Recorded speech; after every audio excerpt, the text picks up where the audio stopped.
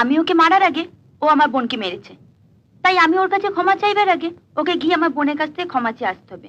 বোনের তো কোথাও কাটেনি, তাই হাত জোর করে ক্ষমা চাইলেই হবে। কি বলেন গায়ের মোড়লরা?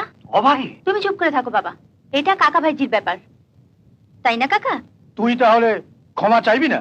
ক্ষমা চাইবো না তা তো একবারও বলিনি। কি বলেন গায়ের মোড়লরা? আমি বলেছি?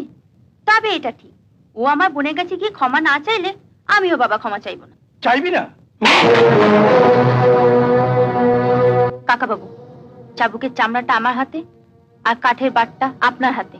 আমি ইচ্ছা করলে এক টানে ওই বাটটা আমার হাতে নিয়ে আসতে পারি, কিন্তু বাবা সামনে আছে, তাই আপনাকে একটু সম্মান দিলাম। নিন, ফিরিয়ে নিন আপনার চামড়াটা। তোকে আজ আমি... দাঁড়ান দাঁড়ান কাকা বাবু, মারার আগে একবার নয় 10 বার ভাবুন। ওই চাবুকের চামড়াটা যদি আমার গায়ে এসে একবার লাগে, তাহলে কিন্তু আর সবাই